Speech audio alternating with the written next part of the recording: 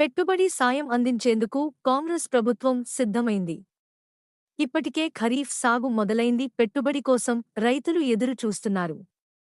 అయితే గత ప్రభుత్వంలా కాకుండా ఈసారి అర్హులకే రైతు భరోసా కింద పెట్టుబడి సాయం అందించాలని ప్రభుత్వం నిర్ణయించింది. ఈ మేరకు రైతుల నుంచి అభిప్రాయాలు సేకరించాలని నిర్ణయించింది. ఈ క్రమంలో వ్యవసాయ శాఖ మంత్రి తుమ్మల నాగేశ్వరరావు వీడియో కాన్ఫరెన్స్ ద్వారా రైతులతో మాట్లాడారు. వారి అభిప్రాయాలు తెలుసుకున్నారు.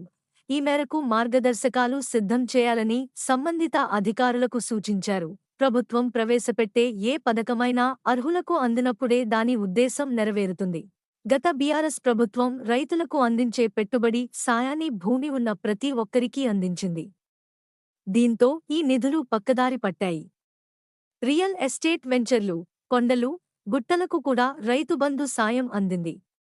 ఈ నేపథ్యంలో కొత్తగా ఏర్పడిన కాంగ్రెస్ సర్కార్ ఈసారి అర్హులకే రైతు బంధు అందించేలా మార్గదర్శకాలు సిద్ధం చేస్తోంది.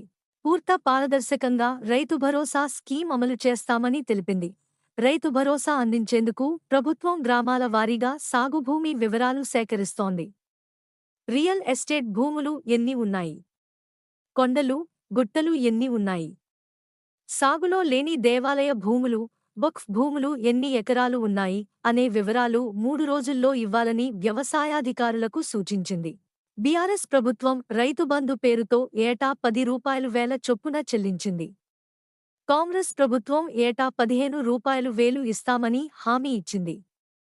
ఈ మేరకు అర్హులను ఎంపిక చేస్తోంది. ఇదే సమయంలో కౌలు రైతులకు కూడా ఏడాదికి రూ. 15,000 చొప్పున రైతు భరోసా ఇస్తామని తెలిపింది. రైతు కూలీలకు రూ. 12,000 ఇస్తామని ప్రకటించింది. అయితే ఈ స్కీమ్ ఇంకా అమలు కాలేదు. ప్రస్తుత సీజన్లో రైతు భరోసా కింద రైతులకు మాత్రమే సాయం అందించే అవకాశం ఉంది.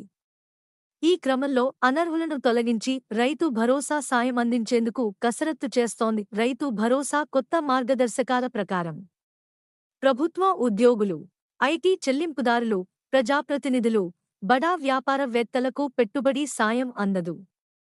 బీడు భూములు, రోడ్లు, రియల్ ఎస్టేట్ వెంచర్లకు ఈ పథకం వర్తించదు.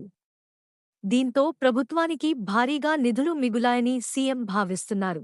ఇక రైతు భరోసాను 5 ఎకరాల లోపు వ్యవసాయ భూమి ఉన్నవారికి మాత్రమే వర్తింపజేయాలని భావిస్తున్నట్లు తెలుస్తోంది. అయితే దీనిని బీఆర్ఎస్ తప్పుపడుతోంది.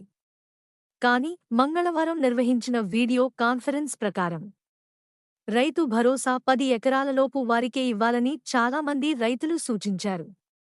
ఈ నేపథ్యంలో అధికారికంగా మార్గదర్శకాలను వారం 10 రోజుల్లో విడుదల చేసే అవకాశం ఉంది.